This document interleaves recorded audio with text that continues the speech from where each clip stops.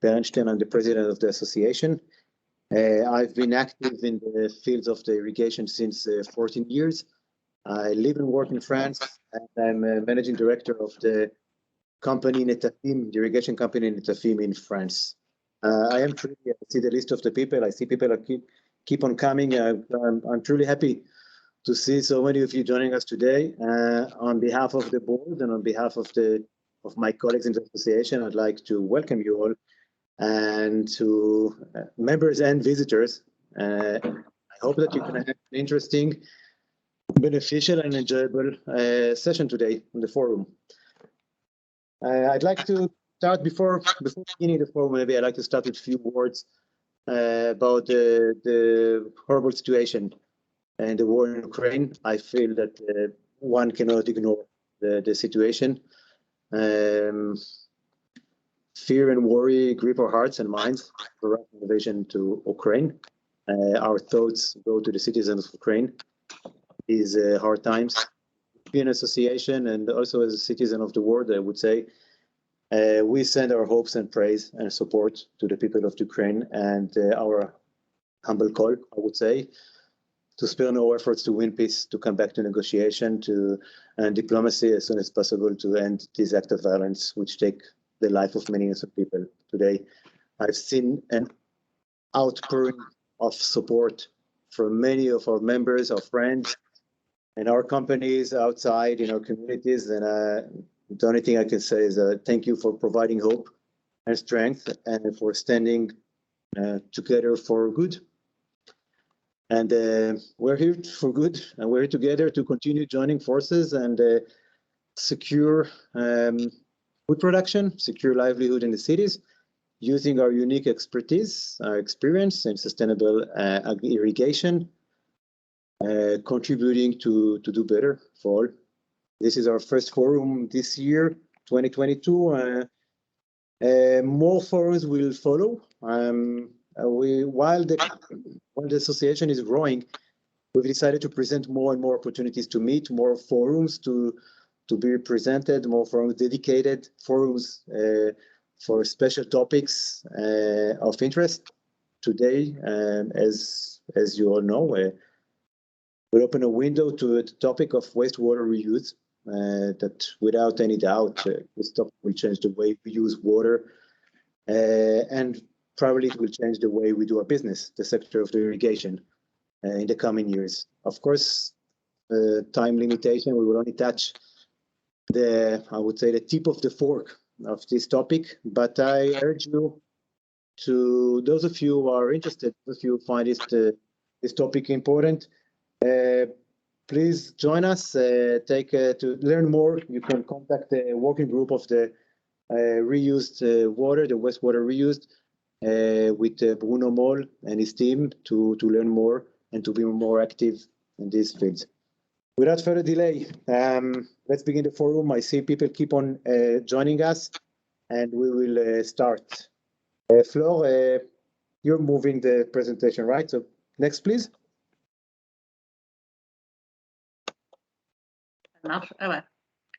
Okay. Okay, super. So, as always, you already know this slide, I guess, but for us to keep the forum running smoothly, I start with some housekeeping best practices. So you should know that the forum is being recorded. So if you don't want to be seen, please turn off your camera and don't display your name or your identity if you don't want to be seen. If you do want to be seen, so I urge you, we will be very pleased to see you on video with your camera open. Reveal your name, your proper name, so we get to know you and we see who you are. That's part of what we're doing here. Please mute your microphone. And if you would like to communicate, and we are more than welcoming the activity, the active participation of everyone, please use the chat box. Today, the chat box will be managed by our dear friend, Jean-Maurice. Yes. Thank you, Jean-Maurice, for this. And we will open time to comments and questions between the sessions. Next, please. So the code of conduct is something very important for us. It's our activity in the EIA needs to be in the proper way, and we need to avoid the misbehavior. So what we call free competition, that's the way we conduct our environment of discussions, meaning that we strictly adopt the code of conduct in all our interactions, in the board directors, in the working group sessions, during our professional discussions, one-on-one, even the forums and so on. Simply saying, we don't talk about commercial matters in these events that are concerning the EIA. We don't talk pricing, we don't talk clients, we don't talk market. We never share the market between us. We don't boycott anyone. We don't share confidential information and financial results. This way we keep the clean environment. We can concentrate on the real reason why we're here, as to promote together the sustainable irrigation in Europe. Next, please. The agenda, I think, this is the agenda. So today's agenda will be focused on the wastewater reuse. We'll start with a short update on the activities of the 6 working groups in the association. Then we will welcome the new member today. I believe that Javier is with us. He will present the company Azud in a few words, so we get to know better their company. They just joined us recently. Then we move to the main topic of the forum, which is the wastewater reuse.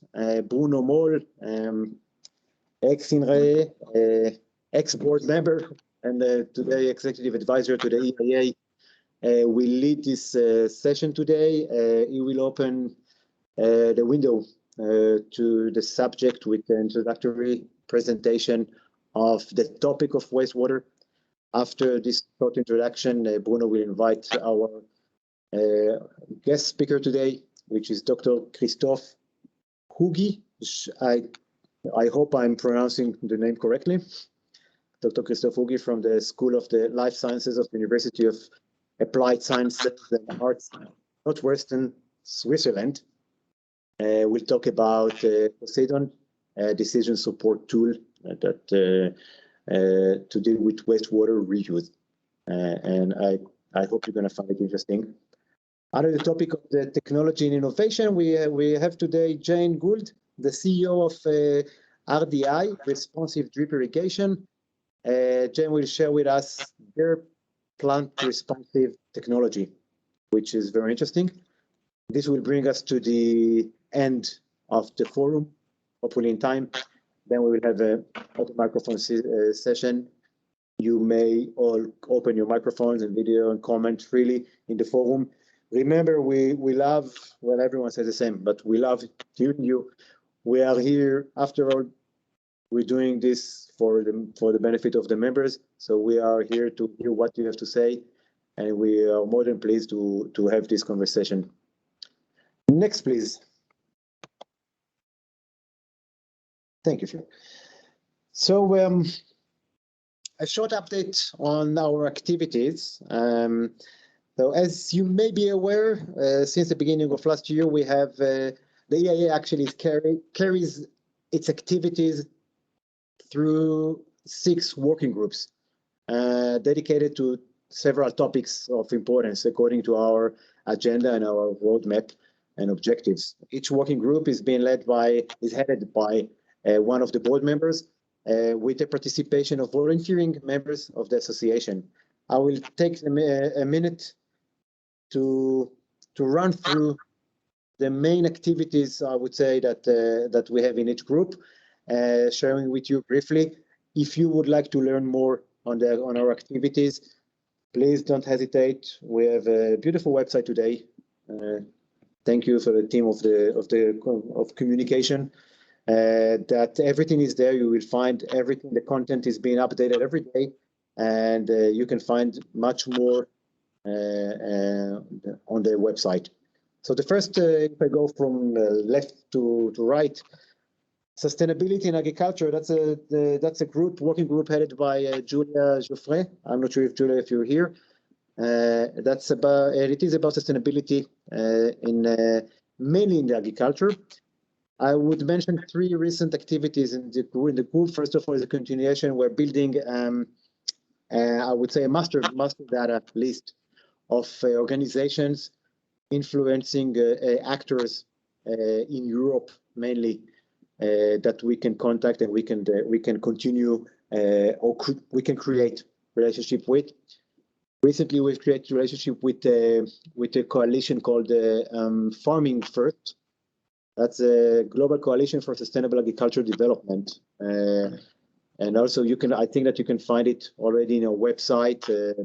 Some communication that we're doing together. We've participated in a dialogue on the topic of precise agriculture techniques to use resources more efficiently. That was last month. It was quite interesting. We also created a subgroup under this the responsibility of this group, which is dealing with plastic. We call it plastic collection and recycling in agriculture. Really, this group dedicated to the topic of plastic waste in the sector. Some of us are facing the same challenges: the collection, the matrix of the production, and so on. And this comes together also following the partnership we have with the APE, with the Plastic Europe organization, since 6 months. So the second group is the Urban Landscape. The Urban Landscape, the working group headed by Santiago Casanea. It is also a very active group. Recently, they've created 5 different white papers on relevant topics: the green spaces in urban environment, improving efficiency on the irrigation system, the right design, maximization of water efficiency, and so on and so forth. There are 5 of these professional papers written by the members of this group. They are on the website. You can download the white papers as well. Very informative, worthwhile reading. Very good job in this group. The third group is the standardization, led by Michel.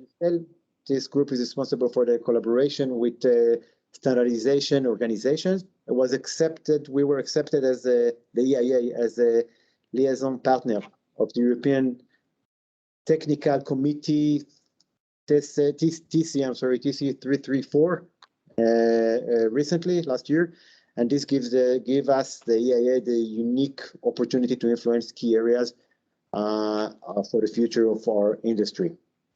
The training and knowledge, the fourth group, the training and knowledge transfer, headed by Damir Sizbak, submitted recently, and just in February, a draft of the project proposal with the name of Save Water Week.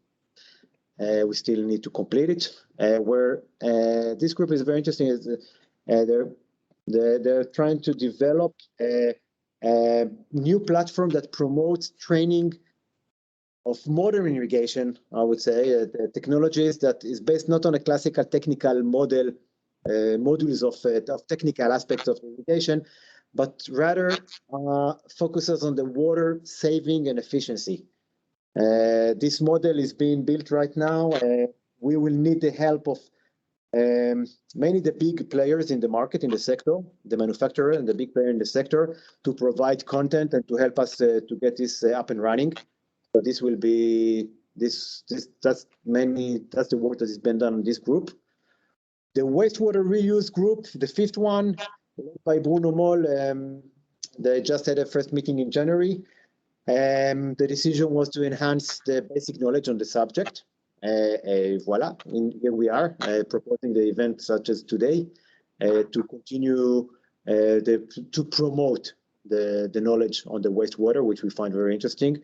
And the last group, which is also very dynamic, is the group of the communication. Visit our website. You're going to see the result of very hard work. Content is being updated using the editorial committee that is part of this group, promoting the members, promoting the new technologies, promoting the events in the sector, the knowledge transfer. We see ongoing growing traffic on our website, on our social networks, channels on the LinkedIn and also a little bit on the Facebook. But our main one, I think, is LinkedIn. So as you can see, we are quite busy. I'd like to thank all the people that are involved in the working groups voluntarily, all of us. I think that you can learn much more, as I said before, on while getting into the website. Please don't hesitate to contact us. I think there is a slide of calling for members to join us. Yeah, thank you, Fleur.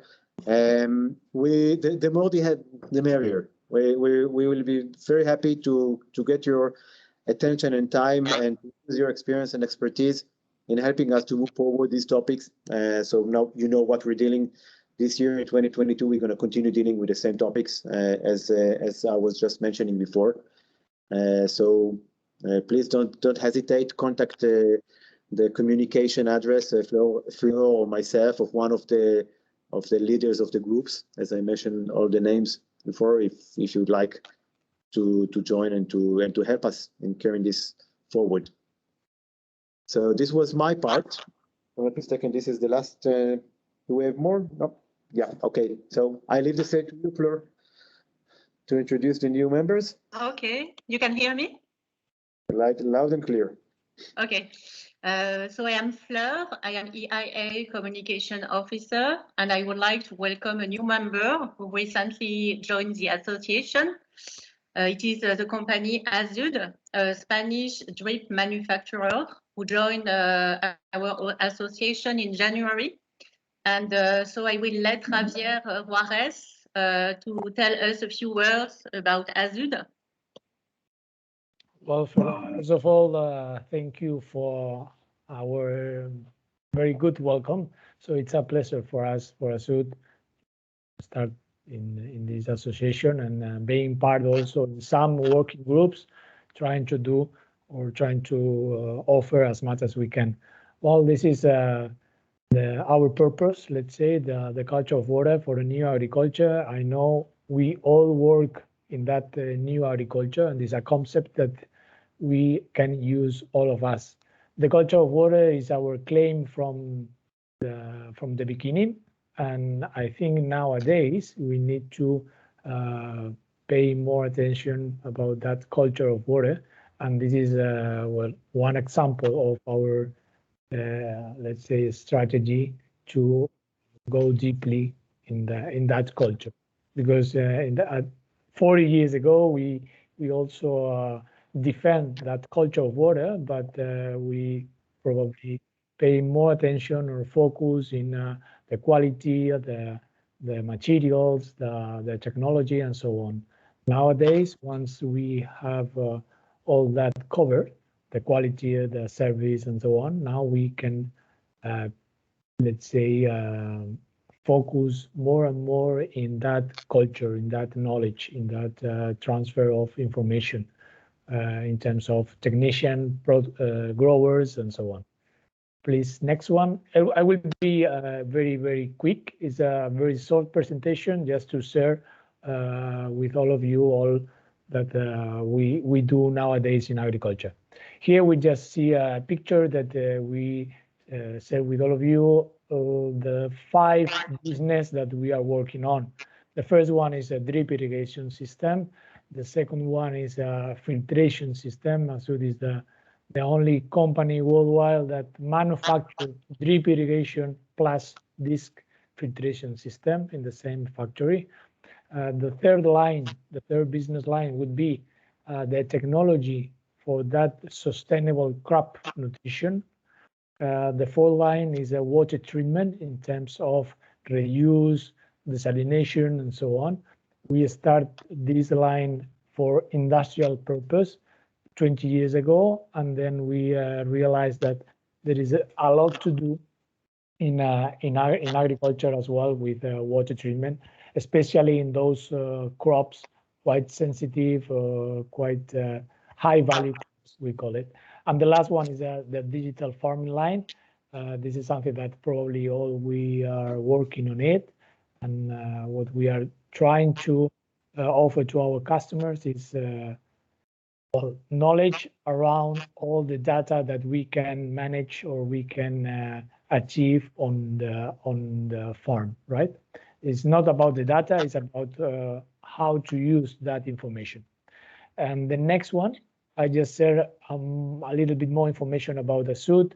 We born in 1978. Nowadays, we are in more than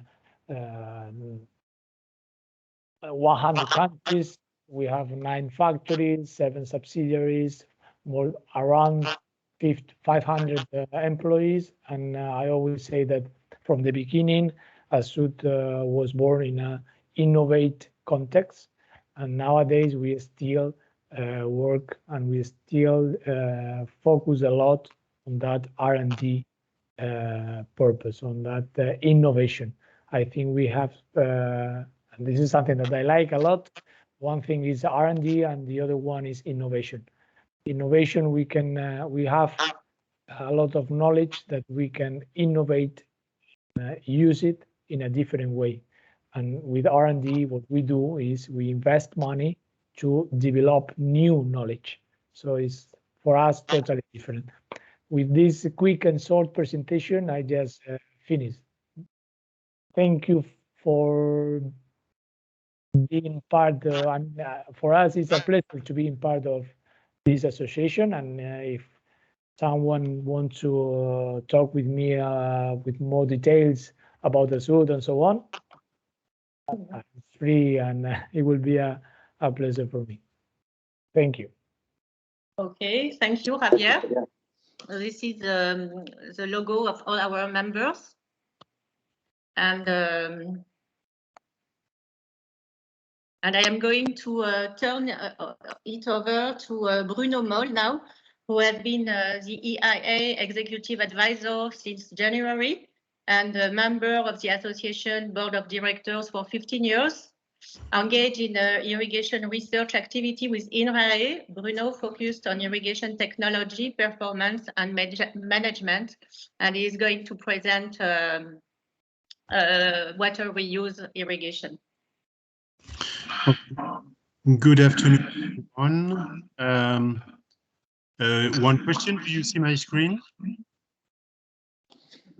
Yeah, I see the screen, no? Okay, so I will shortly introduce the workshop session that will be presented next to my presentation by Christophe Rougy from the University of Basel, as mentioned by Moshi in introduction.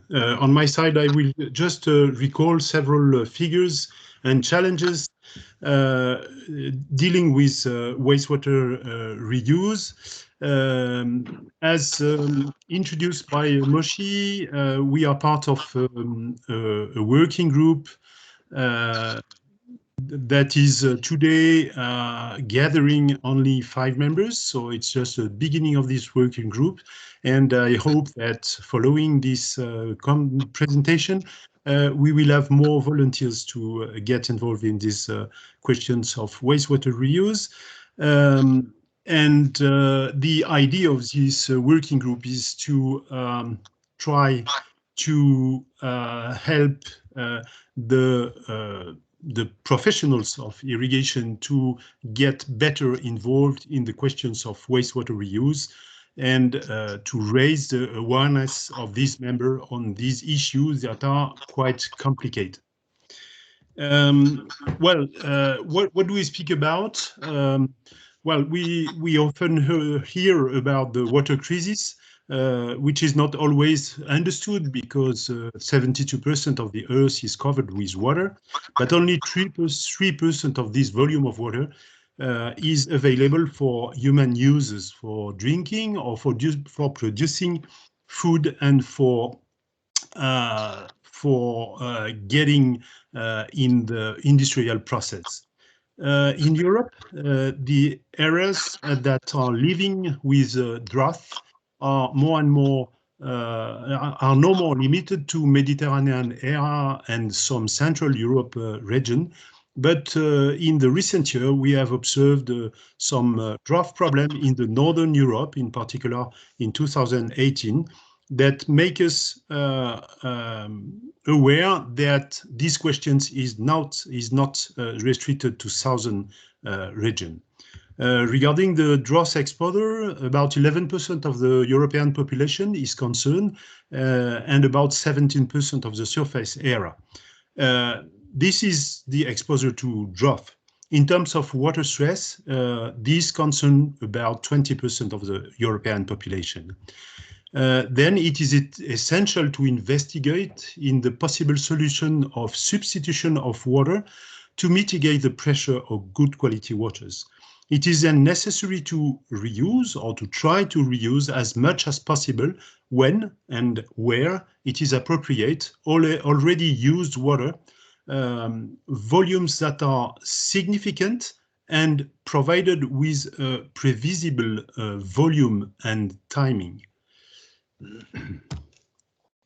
The potential volume to be reused is estimated about 6 million cubic meter a year by year 2025.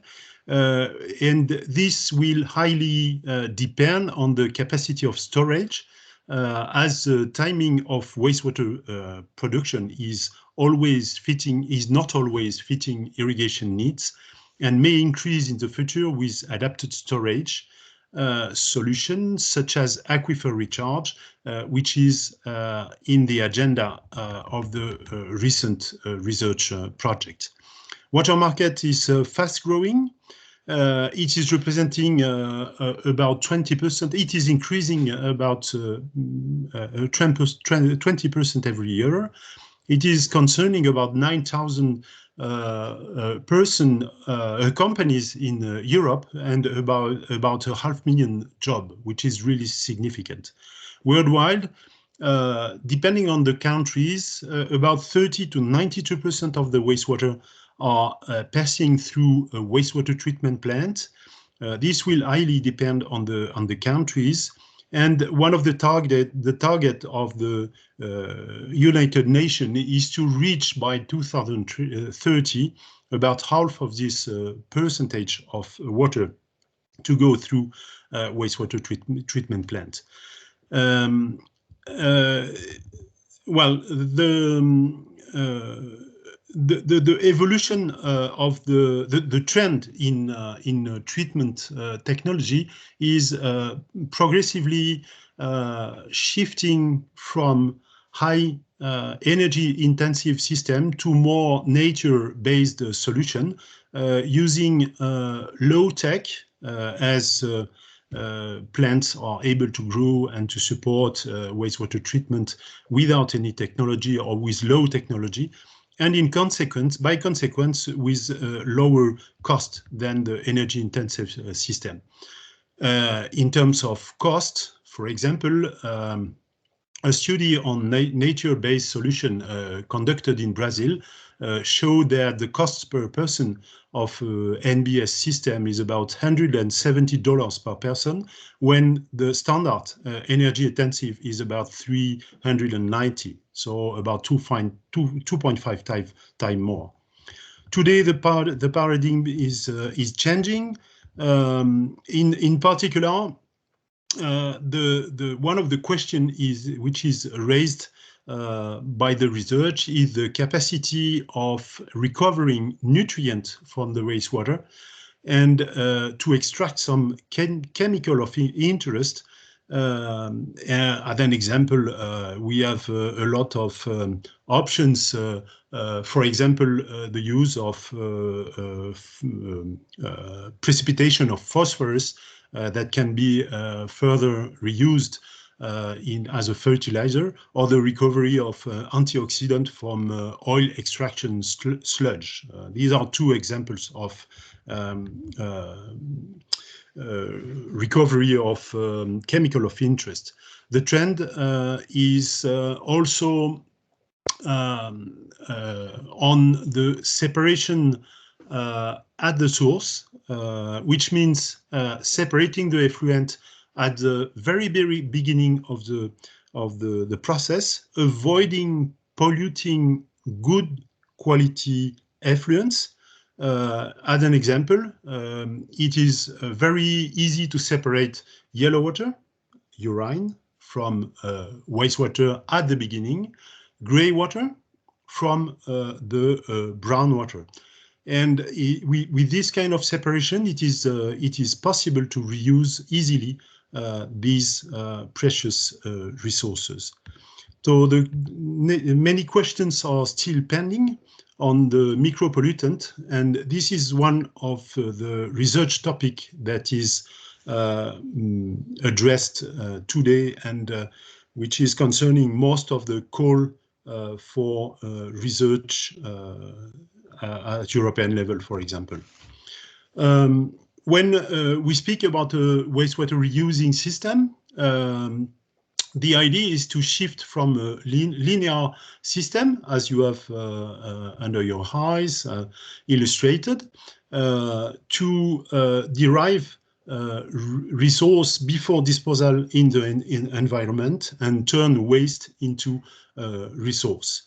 This is finally alleviating pressure on the good quality resources and shifting from the linear to the circular water system, which necessitates to operate more flexible treatment than the treatment that are classically applied, and allow the possibility to think about the water management no more at local level, namely for urban dwelling or a plot, an irrigated plot, but integrating at territorial level the management of these water. So the challenges are not only concerning water, but also energy, but mainly food and its safety, and environment, as this water is shared by the different users. To summarize these wastewater questions, EcoFILAE has proposed an interesting equation. If we want to have a project sustainable, it has to be safe, it has to be profitable, it has to be feasible, and this is these different aspects will be discussed by Christophe Huguy further. It has to be acceptable, and the social concerns are more and more present in the thinking process, and it has to be organized in terms of regulation. As you probably know, or as you will know, the European community has implemented a regulation, or prepared a regulation that will be enforced in 2023, that is only applying on agricultural reuse, defining minimum quality requirements, monitoring and control processes, and the analysis of risk management using quantitative microbial assessment, and to all this to reach the maximum of transparency. The different document has been published to guide the potential user in the operation of such wastewater reuse system, and there is a perspective in terms of regulation at the European Commission to develop the question of wastewater reuse for industrial activity, and also for the case of urban uses, and in particular landscape irrigation. In terms of, just to conclude about this regulation, so it's quite stringent as considered by the population, or the population, the people working on this domain, but it is the price for safety and confidence. The level of quality may be difficult to reach on a daily basis, It is possible technically, but the problem with this treatment system is that they can derive from the initial performance. One other problem is that increasing the level of treatment will remove all the nutrients of interest, which will reduce the potential circular economy of nutrients from wastewater. The questions of micropollutant is still pending, and as I was mentioning previously, it is one of the priority in research. And so there is a need to get more flexibility to avoid treating for the maximum level of purity when many of the application could be operated with low quality water.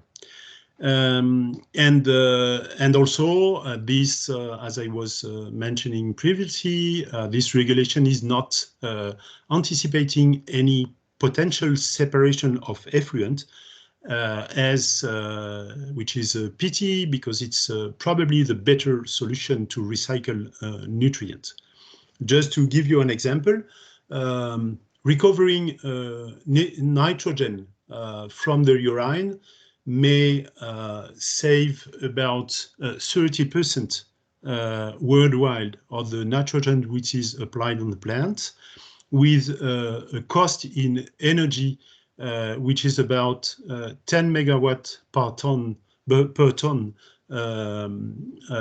less, as this is the quantity of energy which is necessary to remove nitrogen from the sludge in a standard sewage treatment plant. Well, this is as an introduction, and I will give now the floor to Christophe Huguet, which is specialized in water management and at the University of Applied Science and Arts in the northern Switzerland, and who is working as a researcher and a lecturer on water management, water efficient and cleaner production, and who is involved in several cooperation projects with India and Peru. So I will give the floor, abandon.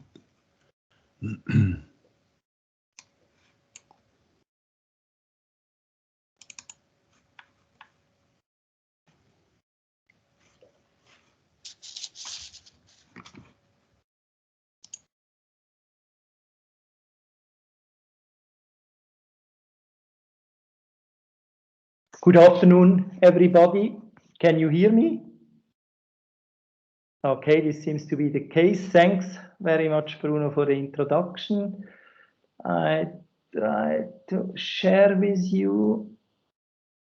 Are you already seeing the presentation? No, could you?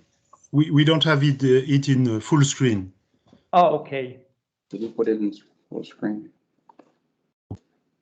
So here it is. Now you see it. Yes. Great. Great.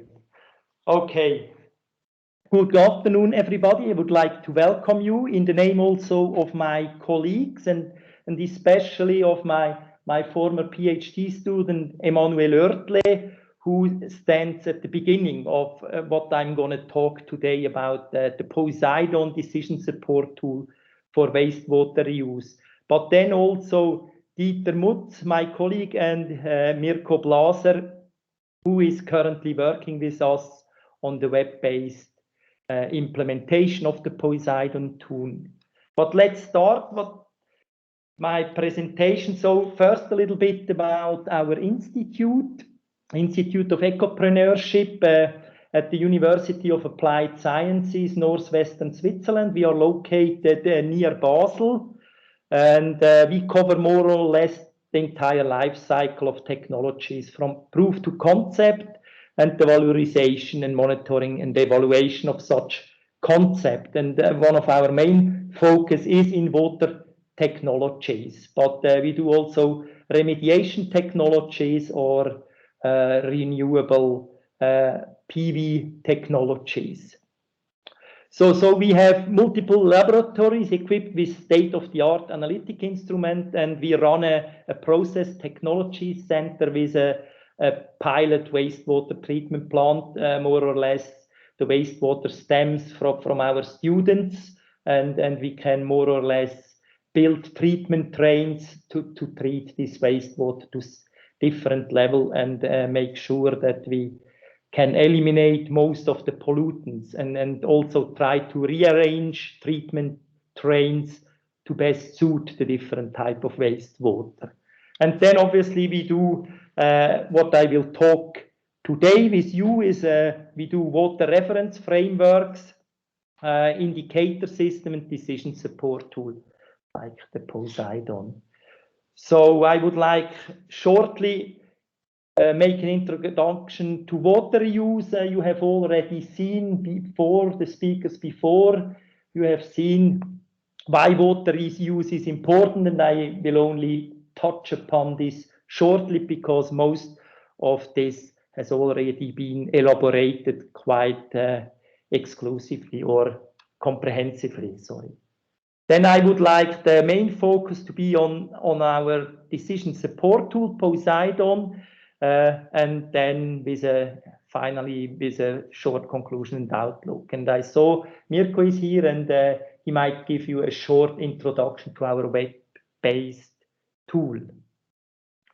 So the learning objectives would be to talk about our decision support tool, Poseidon on water reuse, and how we have tried to consider all the aspects that you have seen before already with Bruno that should be considered to really get a sustainable solution.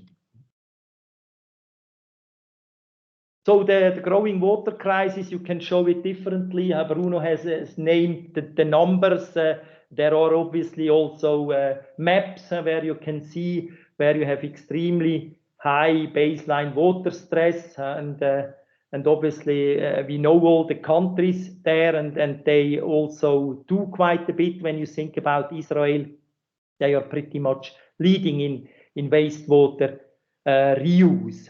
And obviously this list will extend in future years, as we all know, due to expected climate change influences. So the overall risk for water shortages will increase, and therefore, obviously, we are looking for additional sources for water. Then you see along the timeline, normally, water, when it first is, the raw water is collected, and then maybe it is treated for drinking water purpose or for industries. So the quality increases over time, and then obviously due to the usage, normally it decreases and becomes what we term wastewater. And we might need to think in the future also a little bit different about the connotation of wastewater. And as Bruno already mentioned, we should see it much more as a resource. Then the term wastewater with its negative connotation should lose the scare. That more or less is just a different type of quality of water, but it remains a resource, and then we can add new treatments that raise again the quality, and depending on the purpose, obviously we can then think about reuse at different stages. And the higher the required water quality that we see here on this axis has to be for those reuses, there obviously we need additional treatment to a certain level. But the good news is more or less treatment technologies is available, treatment technologies to all levels to get water of low quality back to a higher quality level are available, and we are have thought about how we could put this together to different required qualities on how we can put together treatment trains, and this is what Poseidon is all about it.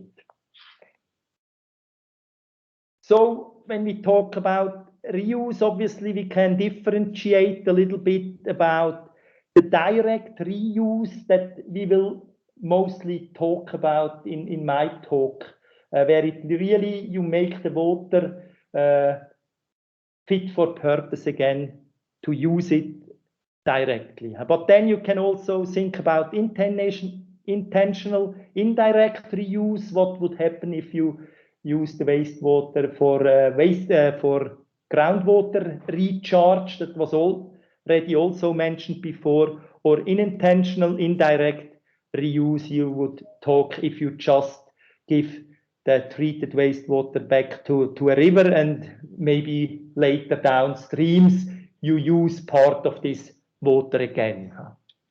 So the two main incentives obviously of wastewater reuse is first of all to substitute the abstraction from other water resources. So you tap into an existing water resource and therefore you don't need to look for other resources. And this is one of the incentives. And the other is obviously if you treat the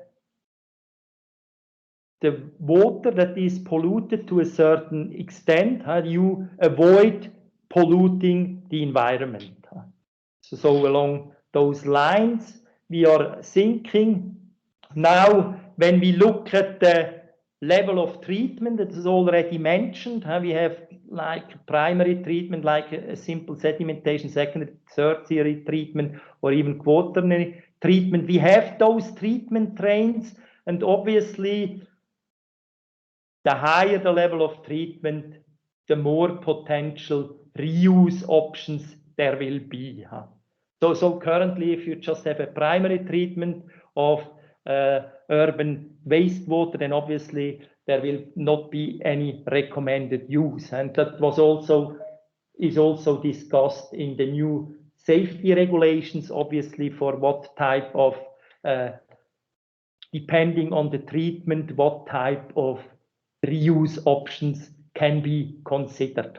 But we are in the happily technology available that we can really treat even heavily polluted wastewater back to a very high quality and even use it for residential uses or even drinking water. Even that might have some cultural issues that we might need to consider to do that in different settings.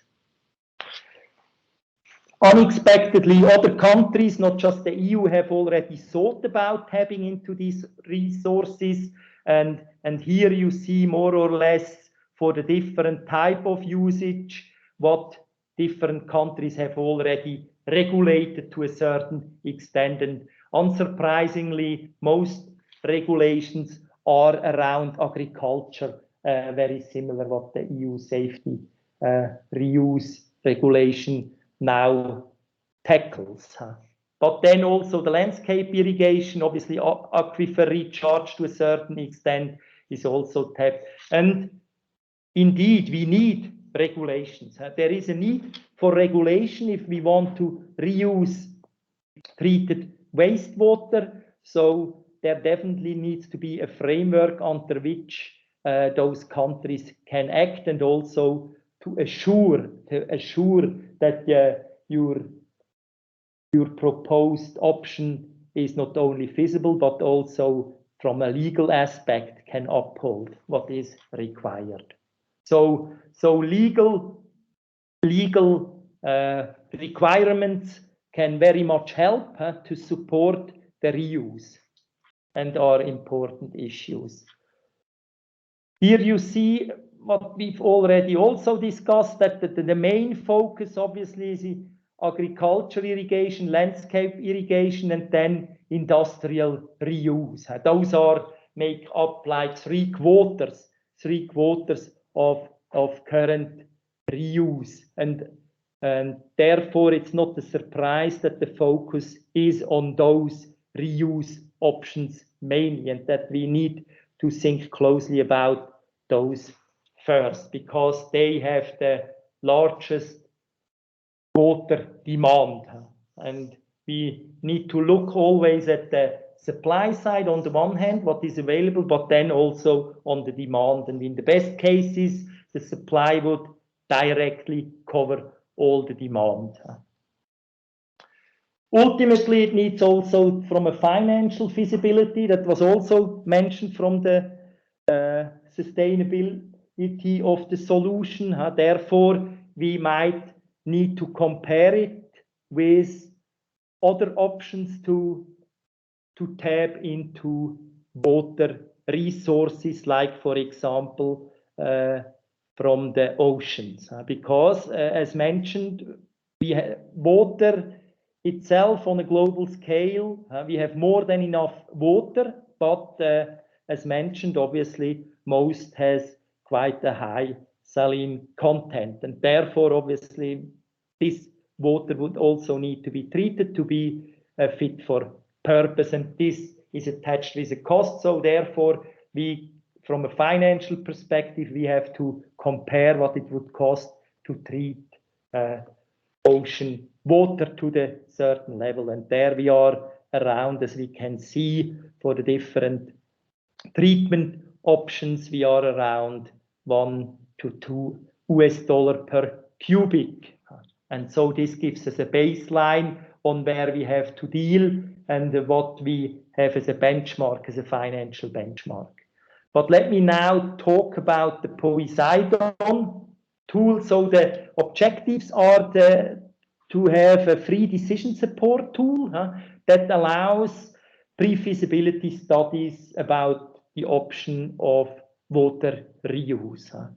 And the tool consists of 37 unit treatment processes that you can combine into 70 benchmark treatment trains. So a unit treatment process would be the smallest treatment step, for example, a grid screen, and then you would add a secondary treatment and a third treatment step into, and you can combine all those potential treatment processes, and you get, we derived 70 benchmark treatment trains out of those 37 unit treatment process if you combine them. And therefore you can, depending on the raw water quality, you can more or less put together a treatment train and achieve a certain output quality of the water depending on what your requirements are. That's the idea.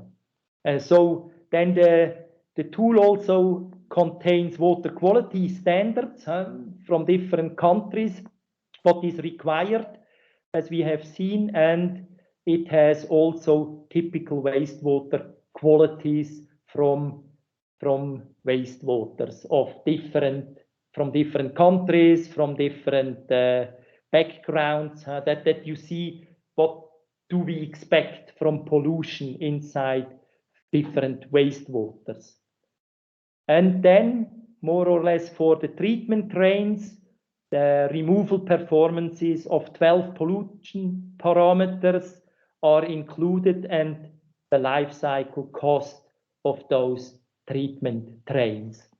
And this is all, as mentioned, for free. So you can more or less, on the background can be found here. There is already an Excel tool, but today we would like to talk about the web-based tool. We want to install a web-based tool, but there is already an Excel tool available that can be downloaded for free and looked at, and also the description in this paper. So in detail, again, I would like to go how it is set up. So we have a certain wastewater available in a certain situation. maybe it wastewater treatment plant effluent. It could be also derived from agriculture if you have a collection system from agriculture. It could be industrial wastewater, it could be from nature ecosystem, or it could be urban runoff water. So you have collected somewhere water and you would look into the option whether this could be reused and put back to better use than just discharge it. And on the other hand, you have potential reuse requirement, demand for water sources like in agriculture, maybe also for groundwater recharge or for industry, to support ecology, for urban reuse or even domestic. And then obviously the question and where the tool focuses on, what are the most suited technology treatment trains to more or less make this wastewater that you have here on this side fit for purpose for different type of use. And then it gives you a ranking based on costs and based on additional criteria that to sustain the sustainability of the solution. So the starting point is asking what type of quality and quantity of wastewater you have, and then what type of water you require, and what type of demand you have, and then the tool more or less out of those 70 treatment trains, it selects the most suited treatment trains and ranks them and gives you the expected cost for a cubic meter of this water to be treated to the level that you require. So here you see the 37 unique treatment processes that are currently included, but obviously we want to have the tool flexible, so there could be additional treatment trains, treatment processes included that then could newly be combined into treatment trains.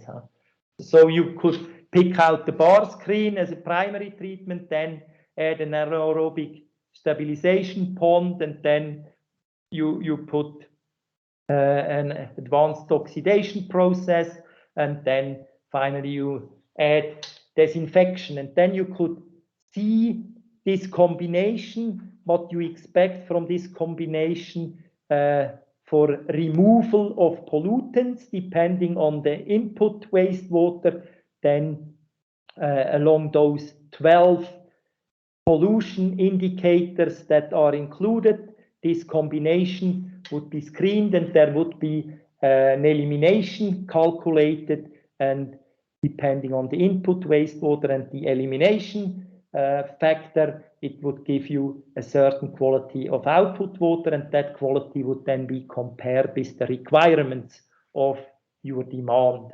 And if the requirements are met, then this would be a feasible treatment train, and then the costs would be calculated and the additional factors. So here you see how then you would get different treatment trains and also the benchmark technologies with case studies. So we have a lot of different case studies that more or less represent those treatment trains that all are already existing, and based on which we have then derived also the cost factors for the different processes. So here you can see the 12 key parameters of pollution that are currently considered. It is the biological oxygen demand, the chemical oxygen demand, fecal coliforms, nitrate, total coliforms, total dissolved solid, total nitrogen, total organic carbon, total phosphorus, total sustained solid turbidity, and viruses. So those are the 12 pollution parameters. And as mentioned before, obviously there are other pollution parameters that might be of interest, for example, like heavy metals, and the objective is that this could then be added. But for those parameters, we have the elimination factors for the different treatment processes.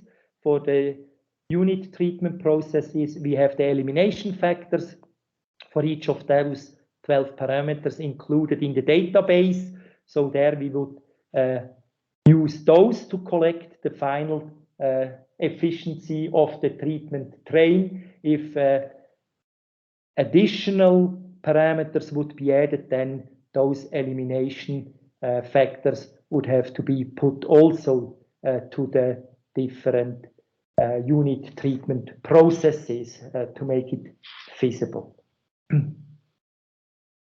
Then on the water quality classes, there are more than 200 included. So we have typical wastewater qualities that if the user of the tool, they don't exactly know what the quality of their wastewater is, then they can select from a long list of different type of wastewater qualities, and they can select what they think is more or less their wastewater. Obviously, that would then need to be confirmed by measurements on site to guarantee the raw water quality. But to give you an initial pre-feasibility, whether it might be an option, reuse, and how the treatment train could look, this obviously gives you a good starting point, and that's the idea. And then on the other hand, we have also different recommended water qualities based on international guidelines, and regulations are also included that you can see to what type of level you would need to treat your wastewater. And there we have tried to cover all the different parameters with those 12, but there might be additional parameters to be considered, and they would need to be added additionally. But the tool is open and would allow that.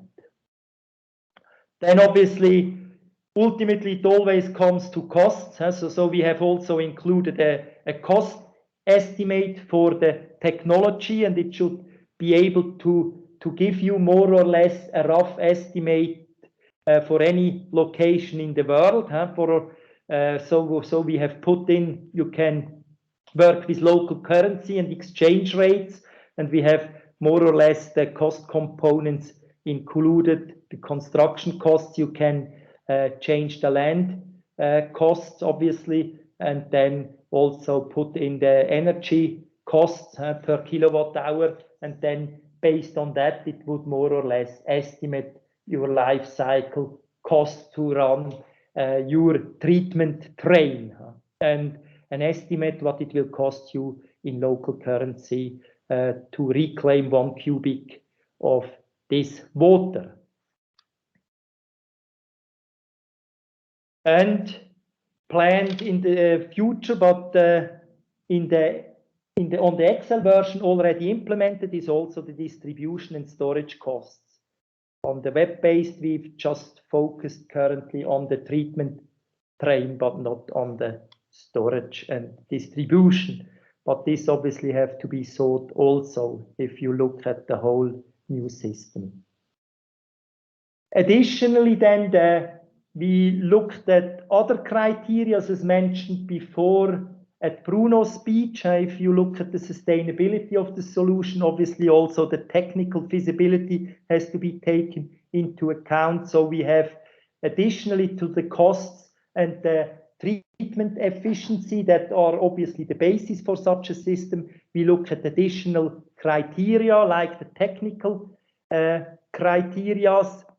We look at the requirements and impact, so whether it is whether there are additional criteria that need to be taken into account that might hamper the possibility that this is a feasible option.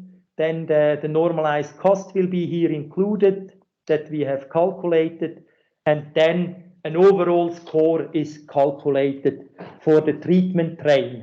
An overall score based on a multi-criteria assessment, taking into account different indicators. As mentioned, for a sustainable option, you need to consider other criteria than just the costs and whether the quality requirements are met. And so we have tried to put this into this multi-criteria analysis. So, summarizing, again, obviously, we start with an input of wastewater, a certain wastewater, and with a certain demand, and the input has a certain quality, and the demand has a certain quality requirements and the quantitative requirements, and then we look at potential technical options to eliminate the pollutants, the elimination rate, and then we calculate costs per cubic meter, and this allows an initial ranking based on the costs, and then we do the additional assessment criteria, and this allows an additional ranking, and together this allows a holistic assessment of potential option, and will give you a ranking of all the different treatment strains that we have looked at, and the treatment strains that would be the favorable solution for your problem. Now I would like to enter into the web-based Poseidon application. That the project is financed by GIZ, and it's called ProAgua. And there we try now to implement the Excel-based tool from Emanuel Oertle into a web-based online Poseidon tool that would allow more or less to simply assess the options to reuse wastewater resources for different purposes. And the requirements that we had is it should be easy to use, should be user-friendly, it should be multilingual, and as mentioned, it should be web-based. With that, I would like to ask Mirko if he can shortly make an online presentation to where we stand currently at the web-based tool.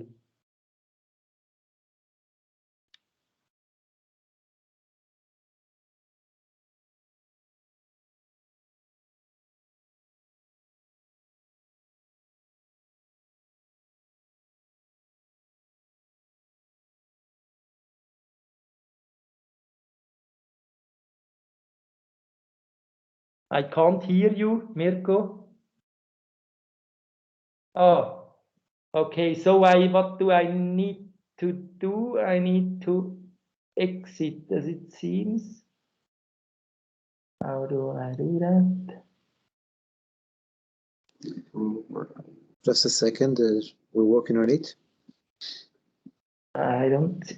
Okay. Go ahead, Micro. Now you can. Okay. Oh, great. Thanks, Bruno. Yeah, thank you very much. Yeah, I wasn't allowed to share anything. Okay. Okay. Nothing personal. I'm glad.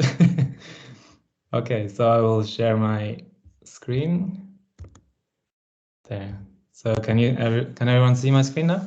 Yes. Okay. So yeah, this is the current state of the web-based tool. I'll just go full screen. So this is the start.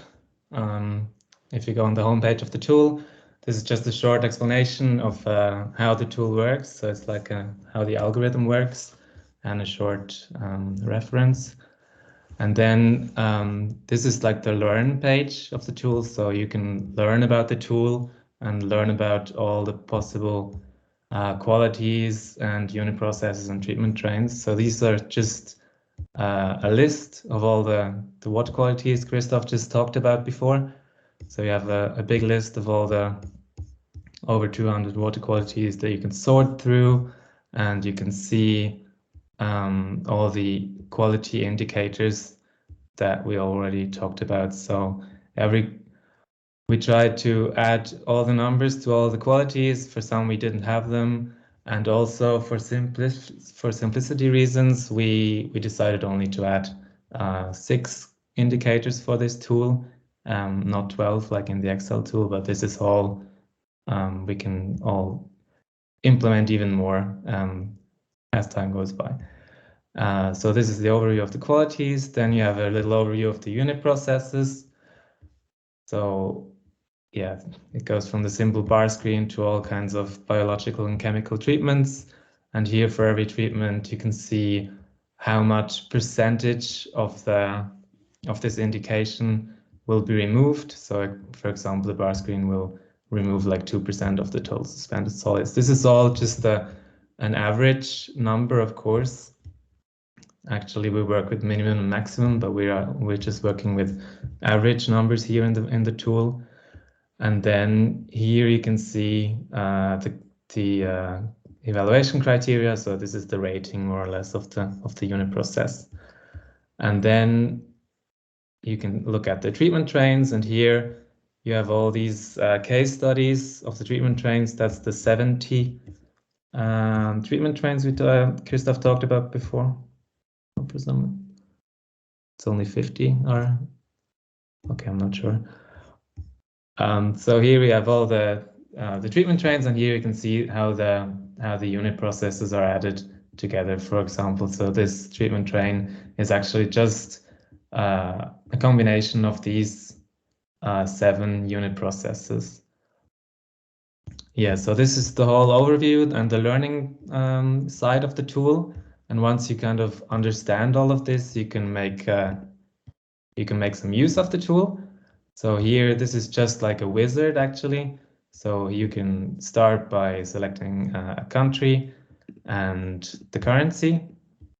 So for example, I'm going to select US dollars in Peru. And then you can add the input quality. So if you're not sure how much exactly the indications are, there are a lot of presets. That's exactly the list, the water qualities we had in the list before. So for example, we say, okay, we have an average untreated wastewater. And the moment you click this, you can already see these bar screens that will compare your quality to an average untreated domestic wastewater. And you can play around and see how these change. And then you can also say, okay, how much quantity, so how many cubic meters per day do we expect to be treated? And with this, we go to the next step. And here you can say, okay, what's the end use gonna be? So for example, here, okay, I'm gonna maybe do some forest irrigation. And the moment you select this, you can already see what's the difference between the input and the end use. So with every treatment, we have to get from an input to an end use. So this means we have to get from this number to this.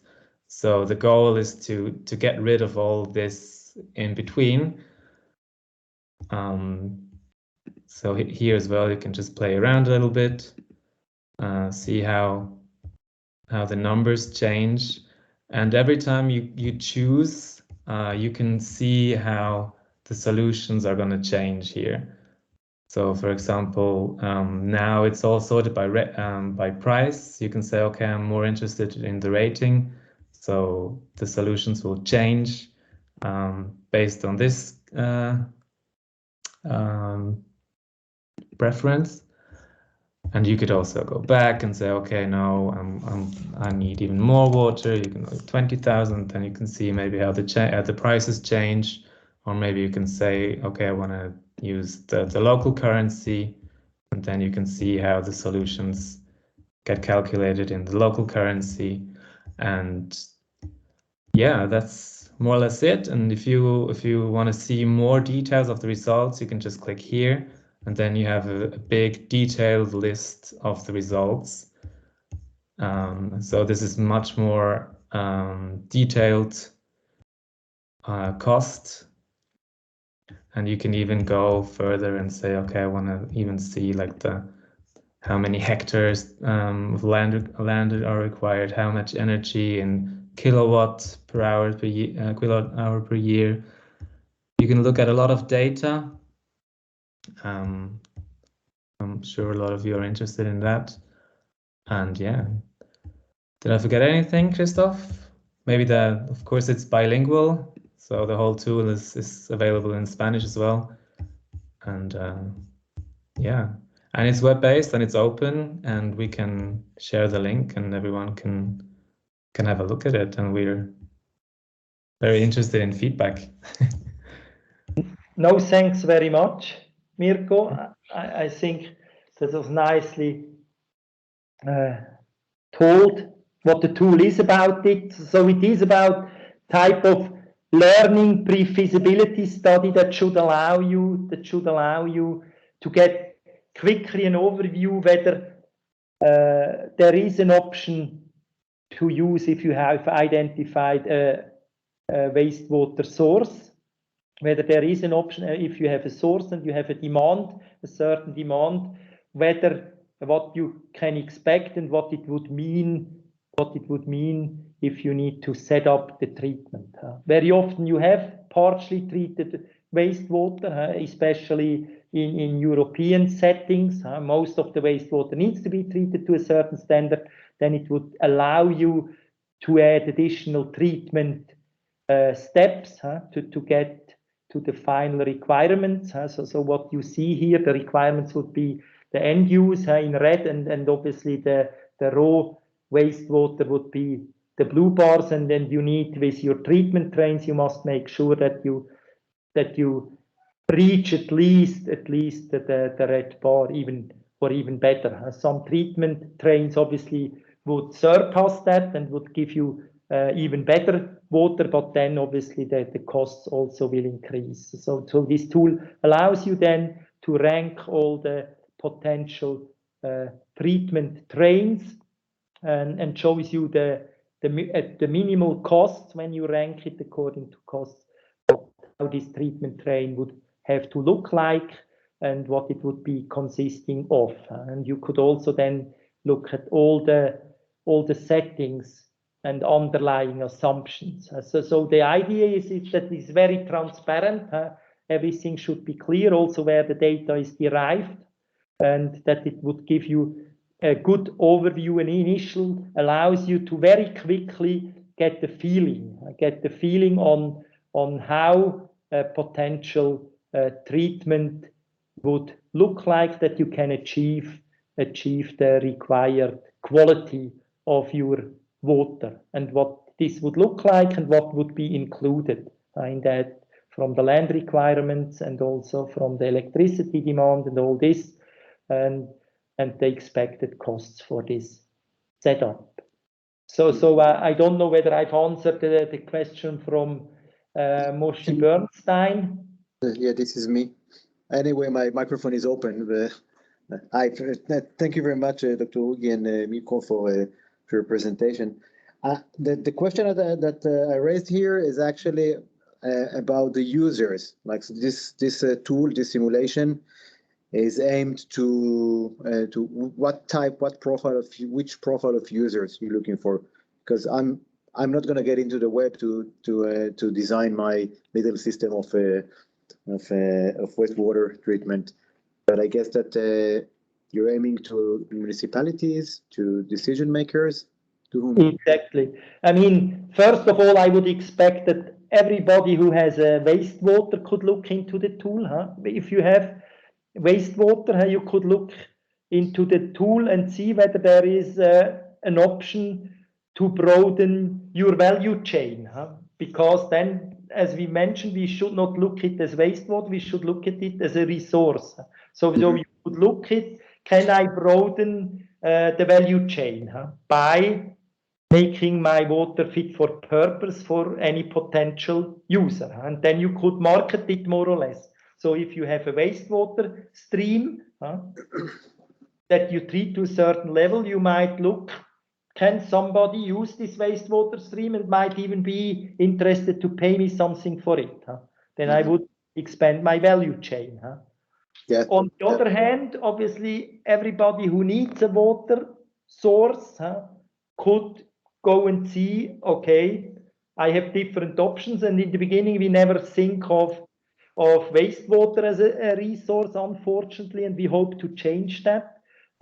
So normally you would look for groundwater, or you would look for maybe other type of water sources of clean water, and this should expand that you also look at potential wastewater as a source to cover for your demands.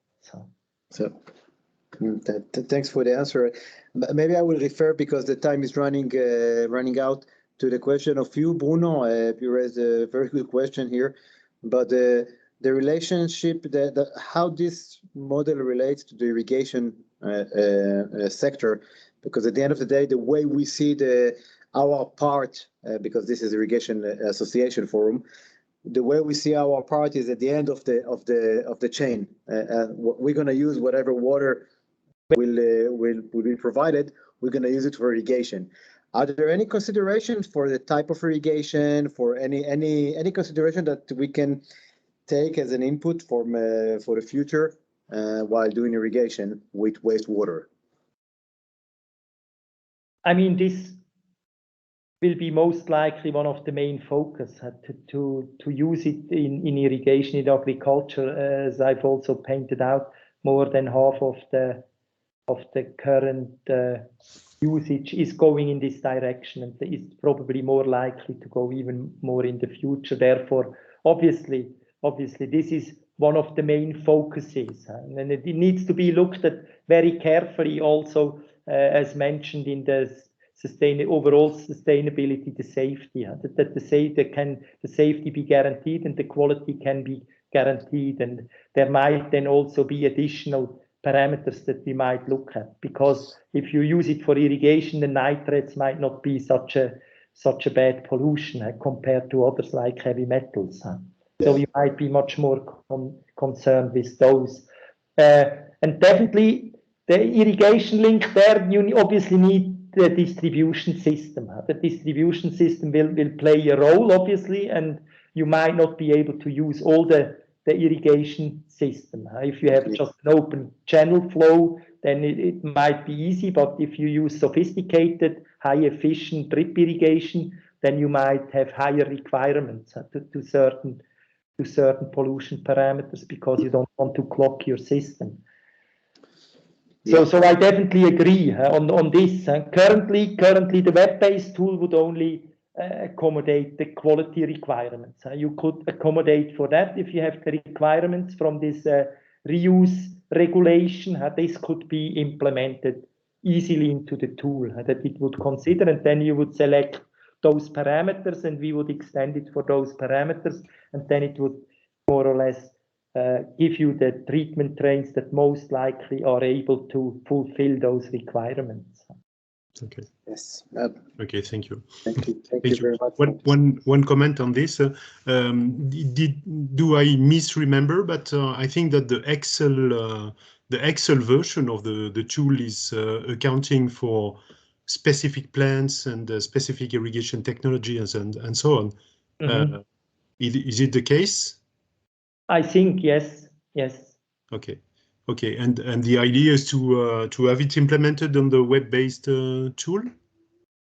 We'll have to look here how far we can take it under this contract, but definitely the Excel will be available as well, obviously, and then we have to discuss there on what GIZ expect us to implement. But so one comment on this aspect. You can consider that EIA members are really interested in these aspects, and they could be involved in any projects that could work on this. Okay, yeah, great. No, definitely. We have the skills. Yeah. Okay. And we have the connection with research, other research centers that are more involved in agronomy. Okay, great. I think that definitely would make sense, because it will be one of the main focuses. One of the main focuses will be the usage for agriculture, because there obviously the thirst for water will be the largest by far. Okay. And there is I continue with the question, maybe, no? There is a question from let's take the last one, please, Bruno. Yeah. Because this is extremely interesting, but we're running out of time. But so let's take I can answer this one.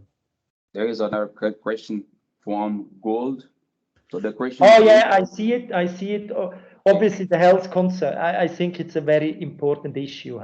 We are not covering that yet, but the risks aspects we intend to look the link between water reuse and health impact. That's one of the issue we try to consider in another GIZ project for India reuse, because it's one of the main concern if you can't guarantee the water quality.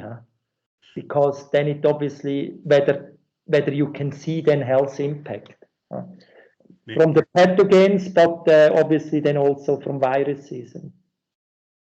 Okay, may I comment on this? This is one of the subjects, the research subject I was involved in with the EIA, and we can discuss about it. And this kind of subject is still being worked in Montpellier in the Geo team that was involved in the Mat for Water project. With okay, with Emmanuel. Okay, great. Okay. I stop. No, don't stop. This is exactly the reason why Dr. Bruno Moll is responsible for the wastewater reuse, reclaimed water in our group, because there are many interesting aspects of this. I'd like to thank you very much, Dr. Ugi, Christoph, and Mirko, for your extremely interesting presentation. Of course, what we're aiming to do in the association, actually not only the association, but all the sector of the irrigation, we're all connected to the same objective. We're trying to engage the distribution systems, how we irrigate. Try to integrate this into such models to be able to continue to extend the discussion and to add the irrigation methods and technologies that we can offer in many aspects in the from monitoring to distribution and everything with the and filtering and everything which is inside this chain, to offer the best practices and the know-how we can offer and to run together into this direction. Obviously, this is the direction that in Europe with all the difficulties. So thank you very much, Dr. Ugi and Mikro, for your presentation. And I will move directly to the topic of innovation and technology. Jane, and thank you for staying with us and waiting patiently. As you remember, each forum actually, we are giving the stage to one of the members for the association who wishes to expose the audience here to new technologies, to innovation. This opportunity to present is only open for the members of the association. This time, Jane Gould, the CEO of RDI, a responsive drip irrigation company, will present their new plant responsive technology. Jane, the floor is yours. Thank you for being patient. You are on mute.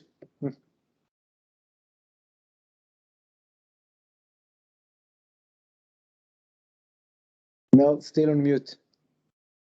Okay. Okay, great. How is the audio? The audio is great. The visual is not there yet. Can't hear you. Fleur, can you share the presentation? You are on mute too, Fleur. It's loading. It's loading? Yes. All right, I understand.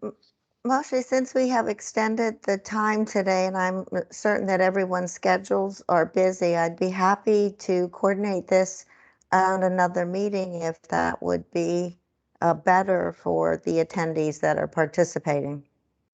That is your decision, but I know that I'm certain everyone has a busy schedule, so I don't want to keep them if this is not a good time.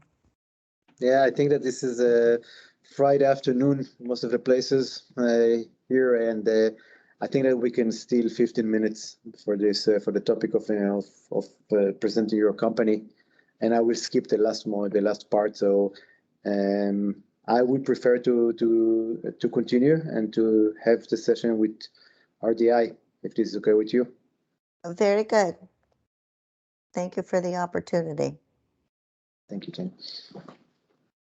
Before I get started, I'm in the UAE right now, so it's evening here. But I know for all of you in Europe, it's afternoon after lunch. And I don't know about all of you, but after lunch, when it's about this time of day, I'm ready to take a little nap on my desk. So if you need to stand up and stretch or raise your arms up, please, get yourself energized and awake.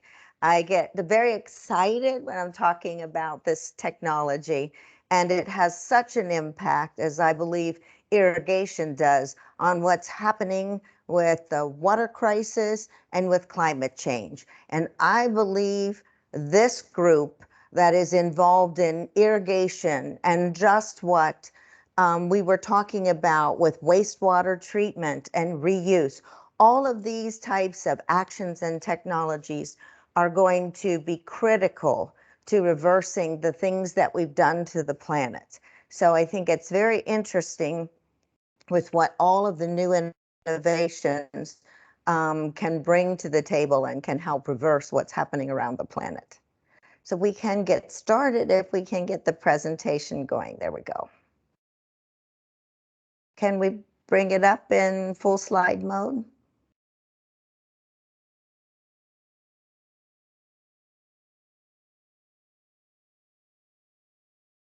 Can everyone, it's not showing yet. Is anyone seeing it?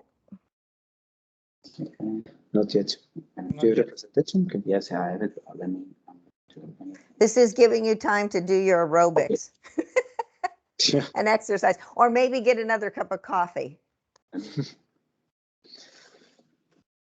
I actually went out into the field today, since we're in Abu Dhabi, where we have an orchard planted.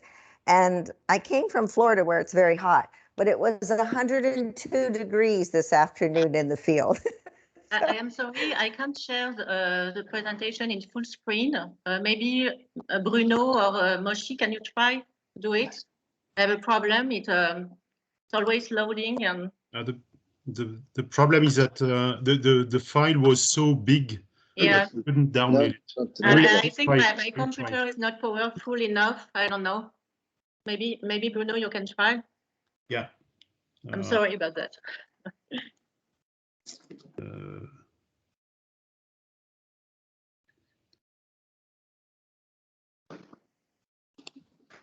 No, it is not this one.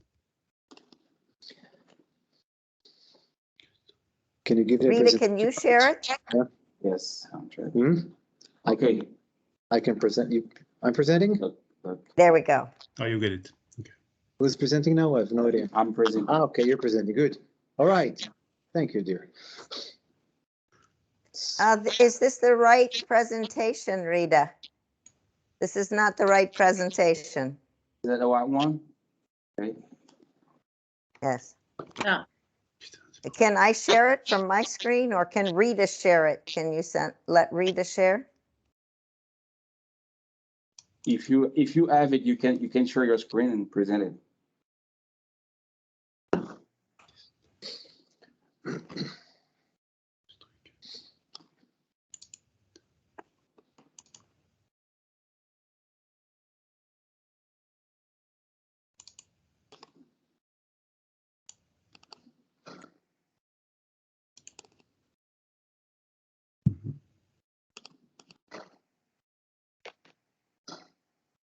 I can share my screen.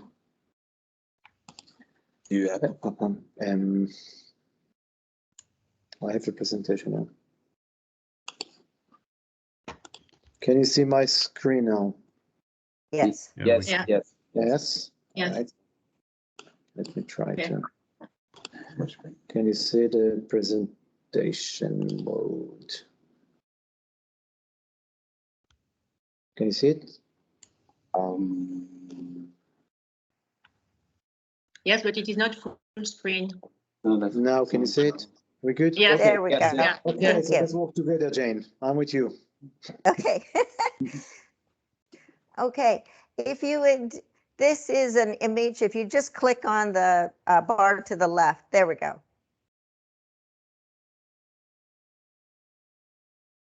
No sound, okay. This is taken from Mad Max. Not to say that this is going to happen on our planet, but I think if we don't pay attention to what is happening around the world and to the scientific observations, what's being recorded with water levels and with conservation and with what's happening with climate change, could this become a reality?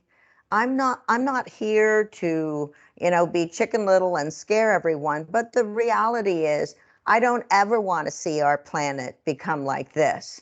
So I believe there are things that we can all do to prevent this from becoming our future.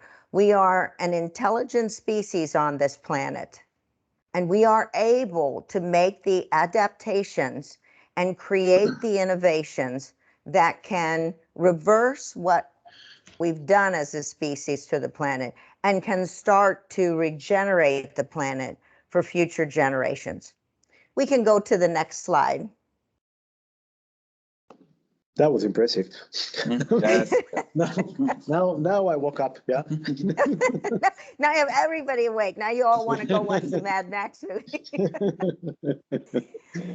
Now, a little bit about the global water crisis. When I was younger, I'd hear things about, 2000, and you think, oh, that's never going to happen in my lifetime. Well, I'm here and it's happening. So when you look at some of these statistics, I think it's important to pay attention. By 2025, we're talking 3 years from now, more than half of the population could be living under water stress conditions. Currently, there's 37 countries that are facing extremely high levels of water stress. More than 80% of the water is going to agriculture, domestic and industrial users. It's being withdrawn annually. If you look down at the bottom, only 5 years after that, humanity's annual global water requirements is going to exceed current sustainable water supplies by 40%. These numbers are telling me that it is not sustainable the way we're using water. Some of the things that we just heard the speakers talk about today, there are things we can do, such as the reuse of wastewater, that we can now start stabilizing the amount of fresh drinking water that we're pulling from the planet. I've done some other editorials, but when people say, well, there's all this water on the planet, yes, there is, but that's not fresh, drinkable water. So the reality is the ocean is not a solution. Drawing from the ocean is not a solution. We're damaging marine life. We're withdrawing the aquifers. Satellite images have shown that 21 of the world's 37 largest aquifers have passed their sustainability tipping points. So again, I'm not trying to go in a panic mode, but I think all of us need to be aware of what's happening around our planet. Next slide, please.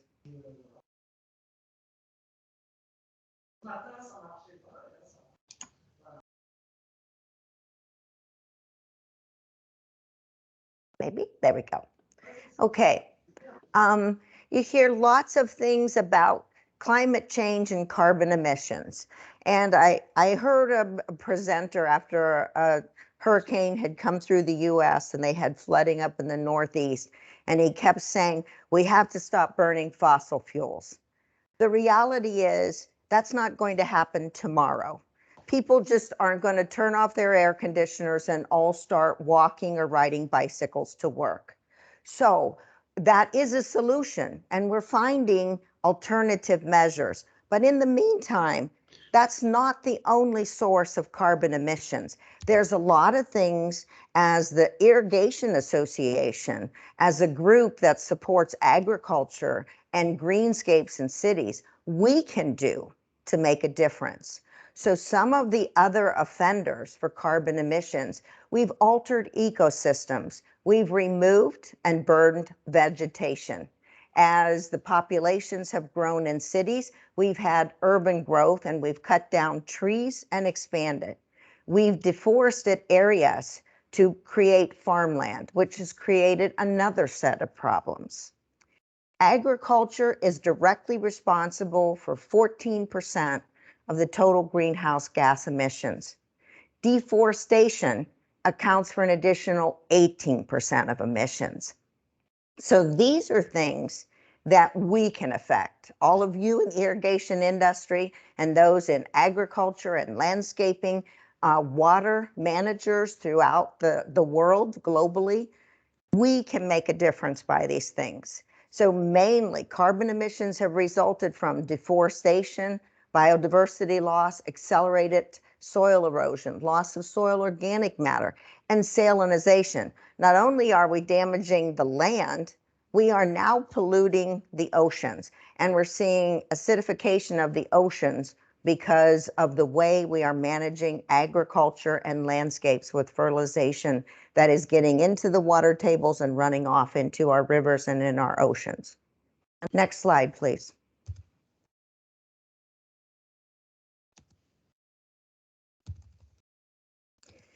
Urban city development, that's another issue. It's been demonstrated that 1 to 3 degrees Celsius, it's hotter in cities. City management and design of cities, we need to take a look at what we've done. We've got tall buildings, lots of concrete, lots of glass.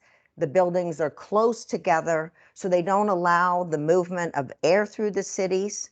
Natural ground soil absorbs rain that can then be collected, and it goes into the water table and it's recycled, it's absorbed by plants. In cities, it runs off into storm drains. If you put fertilizer on turf, or if you fertilize agriculture, it runs off when you get rains, it goes into our storm drains in the cities, and then it gets out into our water table. So we've seen temperatures rising in these heat islands around the city. Things we can do, we can start reducing the hardscapes and the pavement, and then we can start restoring greenscapes. And this is where irrigation can come in and be so important. We can be creative with rooftop gardens on top of parking garages. We can integrate vertical walls on buildings. People are doing urban gardens. We need to leave some turf into our landscape. We need to have park areas, but we need to utilize trees and some zero-scape shrubs as well. We need to be more creative in our green environments around city. But if we're using very efficient irrigation methods, we can still keep parks and grass in the world. We just have to find better ways to irrigate it. And we need to find more tolerant turf species that will tolerate drought conditions. Can we go to the next slide, please?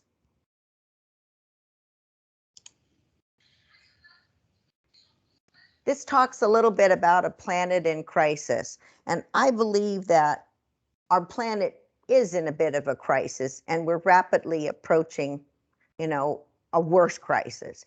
These are some of the things that we can do, and that is using new technologies such as the reuse of wastewater. But irrigation has been evolving over the years, and in its evolution, we've gotten more and more efficient. We started out with flood, and then we started doing center pivot and sprayers. We've gone to drip irrigation, and that's been refined over the years to subsurface. We've got smart controllers, micro drips.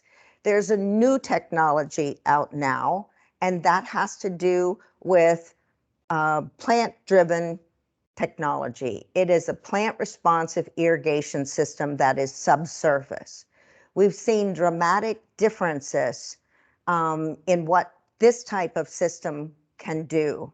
And what Bruno had mentioned about a plant-driven system for purifying the water, it was nature-driven, it was less expensive. So we're talking things that are based upon nature and more friendly with the planet. This type of plant-responsive irrigation system is actually based on, it is based on organic chemistry. It is not mechanical in nature. It is subsurface, and it interacts directly with plant root chemicals to deliver irrigation and fertigation. So it's a new technology. It's only been on the market since 2019. This tells you some of the impact it has. The slides are available. I'm going to ask Rita to share her contact information in the chat group and to share the website so that you can go on and see some of the things that are happening in this type of irrigation technology. We can go to the next slide. This type of irrigation can not only affect agriculture, but it can provide a solution for cities. It has various applications. So it can be used under turf. It's a subsurface system. So there is no spraying or water cannons that are used to irrigate grass or golf courses. So you don't get, even if you're using treated wastewater, it's delivered subsurface, which also allows this treated wastewater to go into the soil and be further cleansed by the plants and the soil. So it's more naturally evolved and spread out into the planet and its surrounding environment, rather than spraying it into the air where it could have greater health issues.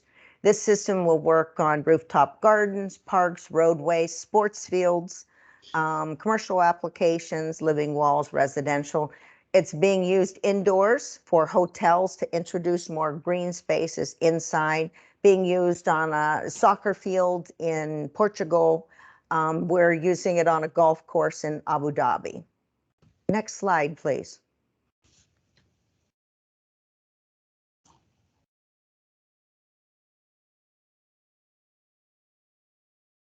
This just talks a little bit about the other types of forced irrigation systems. Forced irrigation is how we have been irrigating. When we calculate evapotranspiration, we make calculations on what we think the plants will need and when they're fruiting, based upon soil percolation, based upon their development, based upon climate in the region, and we set timed watering events. We deliver a set amount of water over a certain period of time using different emitters that deliver a volume of water in a given period.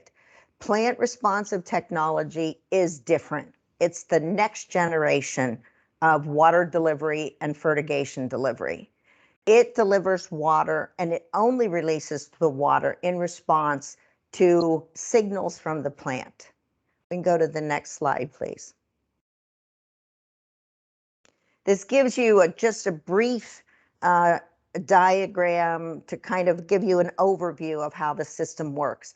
The material itself is made of a thermoplastic. It combines hydrophobic and hydrophilic polymers that actually hold the water inside the tube. So it acts like a little underground water reservoir. What happens when plants get thirsty, they give off chemicals into the soil. That's how they break the water from the soil. That's how they pull nutrition from the soil or from their environment.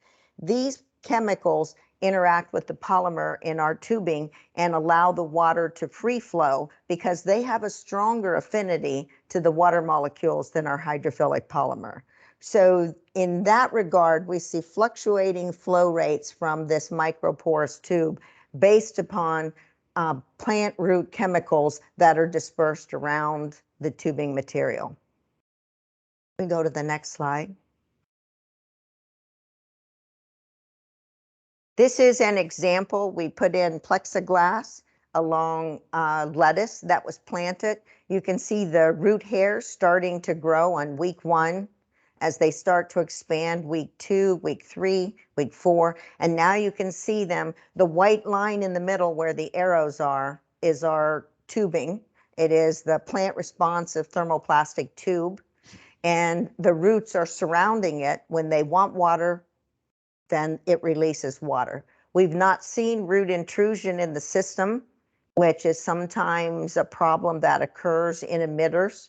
This system delivers the water when the plants are calling for it, so they don't have a need to go in search of it. Next slide, please. This talks a little bit in more detail about the delivery method of a plant responsive system.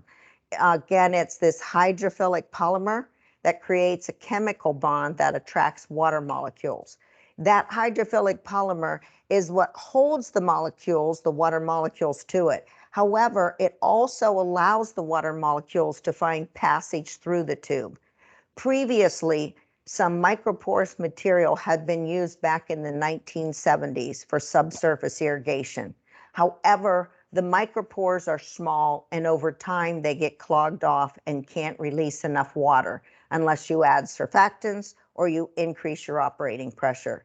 Because the hydrophilic polymer attracts these water molecules, it actually allows them to find a passageway through the tubing, and they're suspended on the surface of the tube.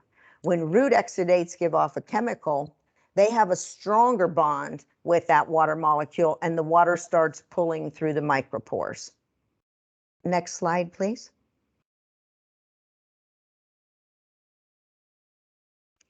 We've measured this. People question, how do you know that it's responding to what's going on in plants? We've used meters. So meters definitely have an application in this type of system, especially on larger scales.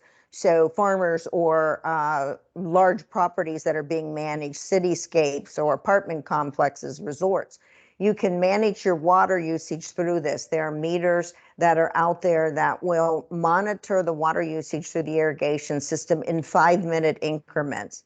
In this particular example, they had, you will see that water usage fluctuates in the daytime and the diurnal patterns at night. So it will slow down because the plants don't need water.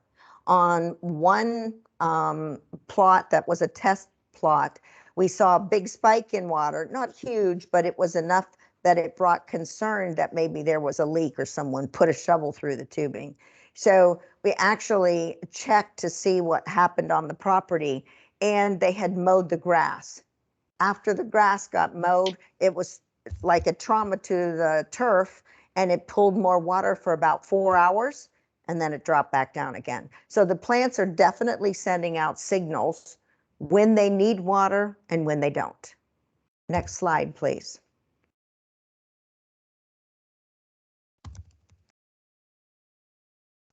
The interesting thing about the system is because it's being regulated by plant roots, it is delivering water at a variable flow rate.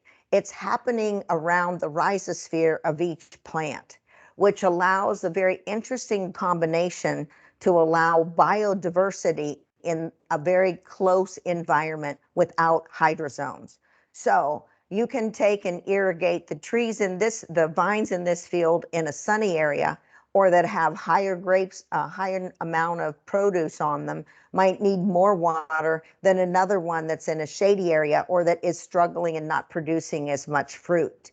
If you end up with an orchard and you want to do regenerative agriculture and companion cropping, you can do alley cropping and intercropping, and you can mix things that are xeriscape, rose bushes, a cactus. You can mix different types of trees and fruits and vegetables all on the same system without hydrozones, because in each root area, each rhizosphere around the plant on that tube, it's going to release a variable flow rate to deliver the water that's needed by that plant's root systems. If you have concrete over it, it's not going to release any water because there's nothing triggering the release of water from the system. Next slide, please.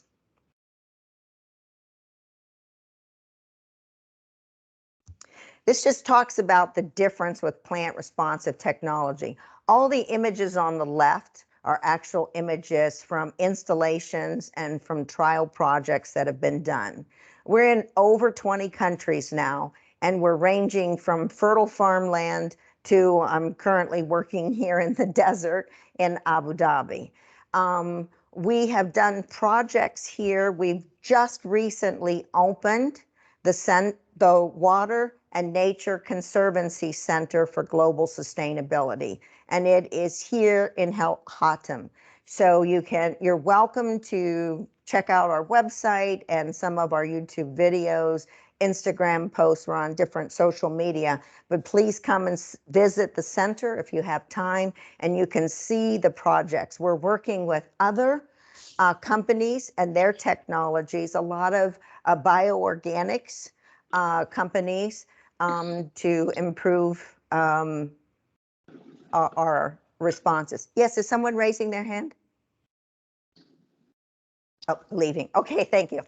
Of the difference in the technology, what we're seeing in these projects, from plant responsive to drip irrigation, of 50% water savings. We're seeing soil regeneration. Using bioorganics, we're restoring microbial activity and soil health. Reduced fertilizer consumption up to 70%. Plants are developing 7 to 10 days faster for harvest. We're seeing earlier harvest and extended harvest, minimizing biotic and abiotic stressors. In the greenhouses, we have eliminated fusarium in Portugal in dragon fruit. Here in the UAE, they had a reduction in the white flies. No pesticides was required in the orchard where they're growing things. So we've seen reduced disease and pest infestations, increased yields, reduced energy requirements. The system can operate on a gravity feed that operates at 1 to 3 psi. So elevated water tank, when it's used in remote areas in Africa, will irrigate a hectare field or more. Again, it facilitates regenerative farming. Crop diversity is simplified. We can go to the next one. Yeah, I think that's it. Is that it? There you go. Yeah. There's some information about us, emails and phone numbers. We're both on WhatsApp. Yeah, I've just, can you see me? Can you hear me? Yes. Yes, yeah, I just turn off the sharing mode. Yeah, I'm sorry, but I'll let you finish the last words, please. Oh, that's all. Just check us Okay, out. so- Yes.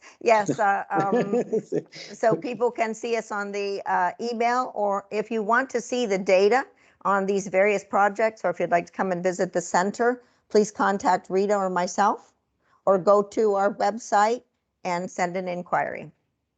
I think we have a couple of questions. We have a couple of questions, so we're already very late, but it was very interesting. And I thank you, Jane, for your presentation. I think that we're sharing the same concerns and the same passion. Most of the people that are in this forum are trying to find new technologies and new ways to tackle the challenges of the climate changes and what we're having today. Let's go to the questions. Yes, the first one is from Ibrahim.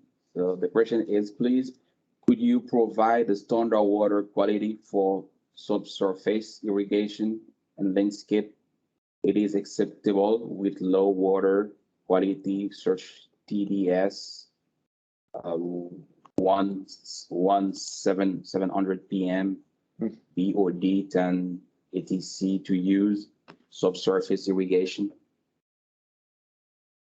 It works well with poor quality water. We have used this type of system with brackish water in a California saltwater intrusion program. We're currently using it in the UAE with higher salinity water, 2000 ppm.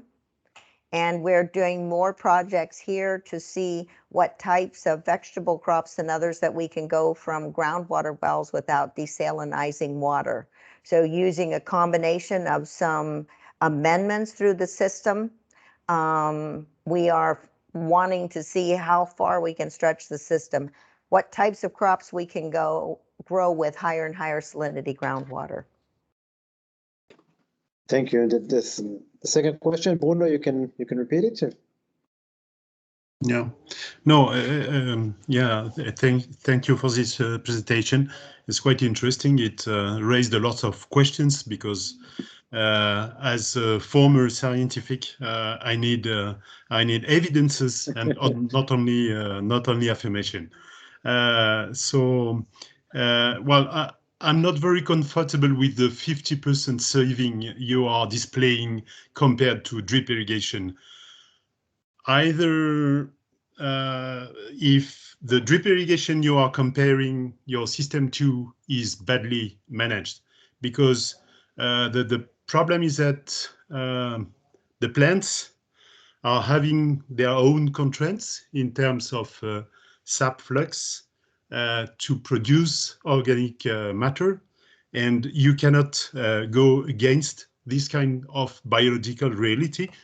And we know that the current efficiency of water use for drip irrigation system, but also for highly controlled sprinkler system, is being able to reach 95%. So I'm really surprised about this 50% saving, except if your system that you are comparing is badly managed.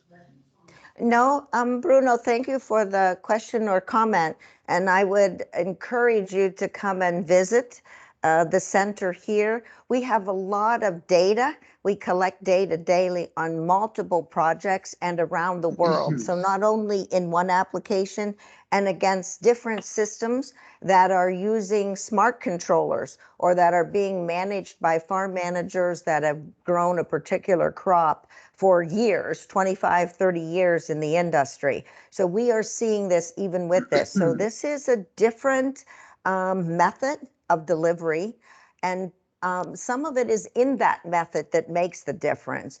I'd be happy to share more of the data and details so you could see, and also to actually see it, because what most people say, and I come from the scientific background as well, it's like it's too good to be true. So people have said, sounds like snake oil. I can't imagine it's happening. And then when they see it, they come back and say, our converts are our best salesmen. I want everyone to come and see it so they can sell it.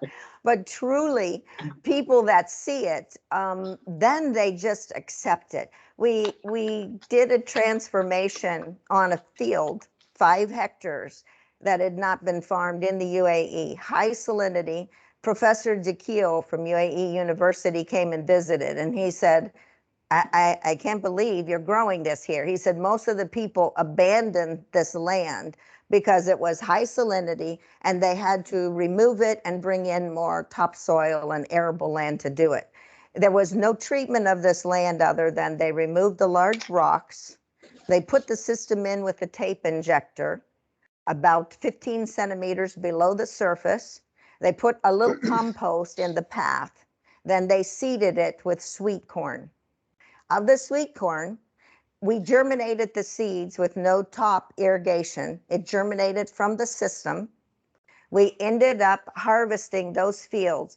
It is the Alfalfa Farms, who is a commercial farmer in this region, ended up with 120% higher yield. He was getting 3 to 4 stalks on every ear. I mean, he was getting 3 to 4 ears on every stalk compared to 2 that's normally seen. A delegation from Nebraska came to see this field and couldn't believe that we were doing what we were doing. Each ear of corn weighed about 400 grams to 500 grams compared to 350 as the normal. The plants weren't stressed. We had kernels all the way to the end. As a matter of fact, I just had some last night with my grandchildren. So it's working. But the best thing to me is people need to see it, and I need to show you the data. We didn't have time to go through all the data today, but we have a lot of data that's been collected over the past decade. So it's not a new technology. It's been heavily researched. It's new to the market. I didn't want to take it to the market until I felt we were ready. I will need to be the bad policeman here, because we are way off timing. That's the problem. We are having a conversation between so many passionate people about these topics, because it is never ending. Bruno, you're a problematic guy here. I can tell you. Christophe has a very interesting questions as well. I'm sorry, I missed the question. I told you, like, from my my perspective, we can stay here for the next 2 hours, but I need to run. Don't worry, to close it. Jan myself. I will contact her because I think it's very interesting. Christoph, my number, and you can contact me on WhatsApp or my email. Did you see it on the screen or do you have it?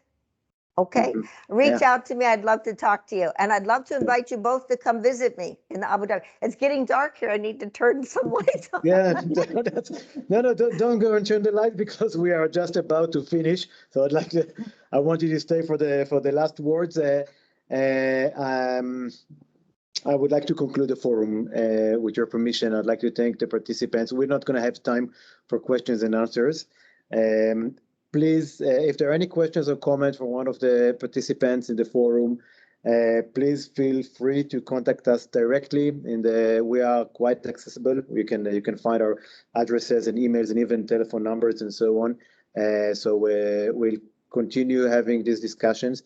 I'd like to thank all the presenters today, Dr. Christophe Huguy and Jane, and you, Bruno. And I'd like to thank all my colleagues who are working voluntarily on the Irrigation Association to develop what we're trying to develop together as sustainable irrigation in Europe. Special thank you, Flo, for organizing this event. I'm sorry again that I'm missing timelines, but I told you it's not going to work 15 minutes with Jane. There is no way. But okay. Thank you very much, all. I wish you a very nice, quiet weekend. And the forum is closed. Thank you very much. Thank you all. Thank you. Thank you. Thank you, everyone. Have a nice weekend. Bye. You too. Bye. Bye-bye. Bye. Thank you. Thank you, everyone. Bye, Christophe. Thank you.